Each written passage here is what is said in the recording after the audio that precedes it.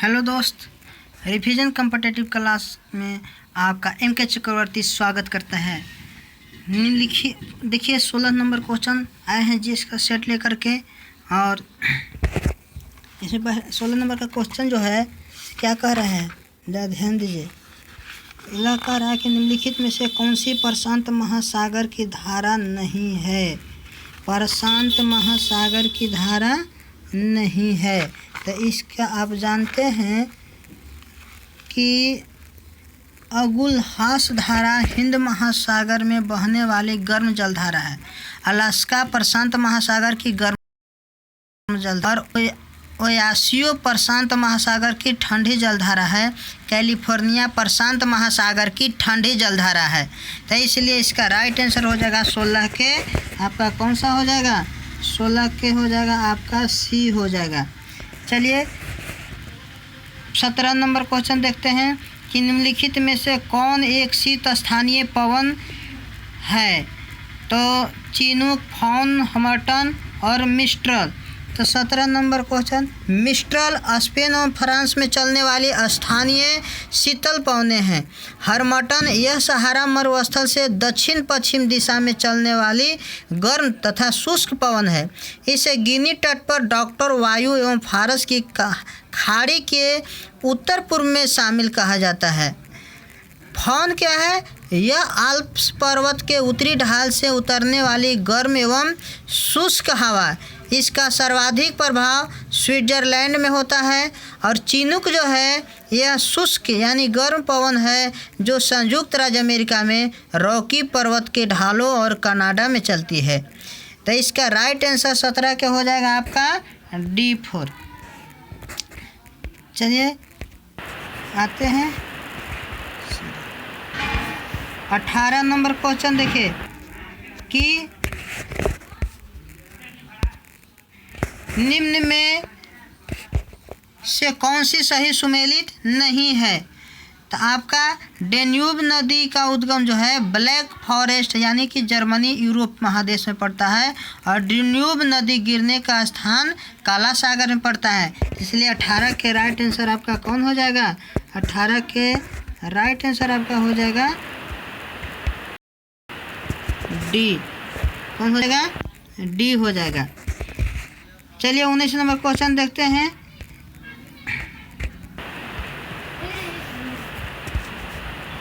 निम्न में कौन सा सही सुमेलित नहीं है। तो आपका 19 नंबर क्वेश्चन इक्वाडोर, क्वेटो और कोलंबिया बोगोटो का है। तो 19 के राइट आंसर आपका हो जाएगा कौन हो जाएगा, सी हो जाएगा। चलिए 20 नंबर क्वेश्चन, 20 नंबर क्वेश्चन देखते हैं।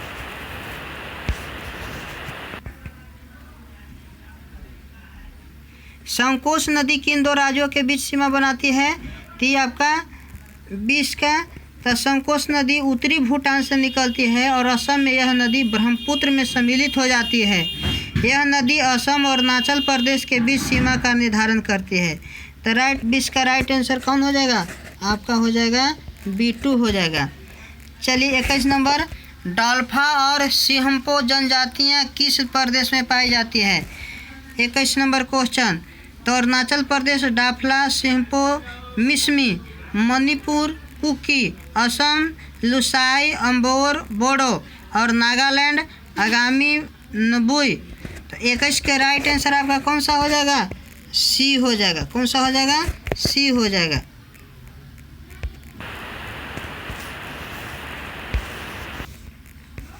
बाईस नंबर देखिए,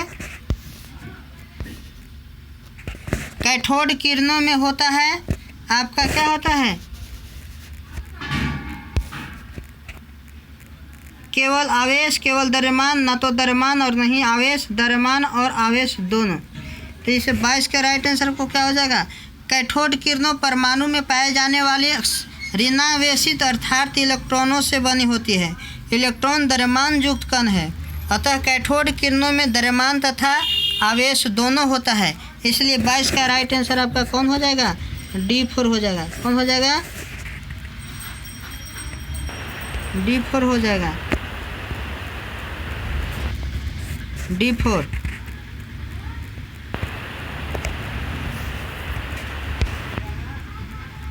23 के देखिए, कार्बन के 6.023 इंटू 10⁻22 परमाणुओं का भार कितना होता है?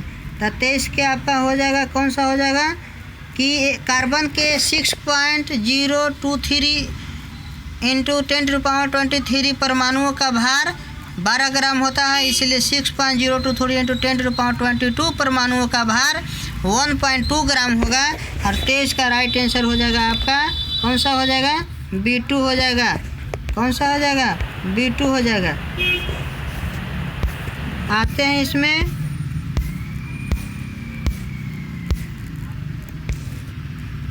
चौबीस नंबर क्वेश्चन, तीव्र शीशा विषाक्त से होने वाली बीमारी जाता है। 24 नंबर के क्वेश्चन, तो शीशा विषाक्तन के फल स्वरूप होने वाली बीमारी को प्लम्जिम, कोलिका पिक्टोनम, स्टर्निज्म अथवा पेंटर्स कोलंकी कहते हैं। इसलिए 24 का राइट आंसर आपका हो जाएगा, कौन सा हो जाएगा? ए हो जाएगा। चलिए आगे,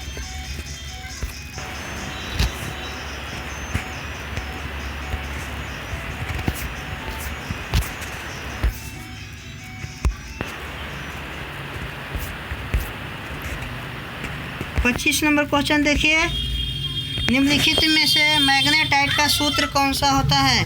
तब 25 का आपका Fe2O3 जो होता है हेमाटाइट का होता है, Fe3O4 मैग्नेटाइट का, और FeCO3 सीडेराइट, और 2Fe2O3 प्लस 3H2O लिमोनाइट का होता है। इसलिए 25 का राइट आंसर कौन हो जाएगा? B2 हो जाएगा। कौन सा हो जाएगा? B2। 26 नंबर, समुद्र के जल का शोधन करने के लिए समान रूप से प्रयोग की जाने वाली भौतिक प्रणाली कौन सा है? तो 26 का आपका समुद्र के जल का शोधन करने के लिए समान रूप से आसवन विधि का प्रयोग किया जाता है। इसलिए 26 का राइट आंसर कौन सा हो जाएगा? आपका ए हो जाएगा, आसवन विधि द्वारा। चलिए इसमें है 27, वायु में हाइड्रोजन जब जलती है तो क्या पैदा करती है? 27 का, तो आपका इसमें जानते हैं कि वायु में हाइड्रोजन जब जलती है तब जल पैदा करती है। जैसे 2H2 प्लस O2 बराबर क्या हो जाएगा? 2H2O। तो इसलिए 27 का राइट आंसर आपका कौन हो जाएगा? D4 जल हो जाएगा। 28 में देखिए, परमाणु ऊर्जा का उत्पादन में प्रयोग किए जाने वाला आइसोटोप निम्न में से कौन सा है? तो 28 के आपका राइट आंसर कौन हो जाएगा? B2। चूँकि आप जानते हैं कि U-235 का परमाणु ऊर्जा के उत्पादन में प्रयोग किया जाता है और नाभिकीय रिएक्टर में नियंत्रित श्रृंखला के द्वारा इसमें ऊर्जा उत्पन्न की जाती है। इसलिए 28 का राइट आंसर आपका हो जाएगा B2 हो जाएगा।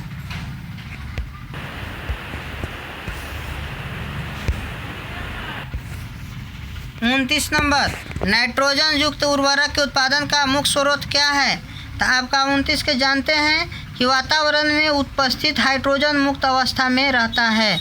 हैबर विधि द्वारा नाइट्रोजन से अमोनिया बनाया जाता है, जिसके ऑक्सीकरण के उपरांत नाइट्रेट और तथा नाइट्राइट बनता है, जो नाइट्रोजन युक्त उर्वरक के उत्पादन में आवश्यक है। तो इसलिए 29 का राइट आंसर आपका हो जाएगा सी हो जाएगा। कौन सा हो जाएगा? सी, अमोनिया। चलिए आगे, 30 नंबर, दूधिया मैग्नीशियम में कौन सा क्षारक पाया जाता है? तो आपका 30 का राइट आंसर हो जाएगा ए हो जाएगा। कौन सा हो जाएगा? ए हो जाएगा। 31 नंबर, किसी एंजाइम की उपस्थिति के कारण HIV अपना आकार अक्सर बदल लेता है। तो 31 के रिवर्स ट्रांसक्रिप्शन एंजाइम की उपस्थिति के कारण HIV अपना आकार बदल लेता है। तो 31 का राइट आंसर आपका कौन हो जाएगा? B2 हो जाएगा।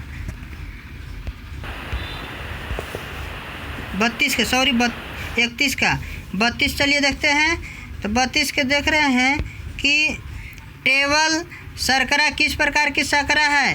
तो आप जानते हैं कि सुक्रोज एवं एक सुक्रोज एक कार्बनिक यौगिक है जिसे सामान्यतः टेबल शर्करा के नाम से जाना जाता है। तो 32 के राइट आंसर हो जाएगा आपका D4। कौन सा आएगा? D4।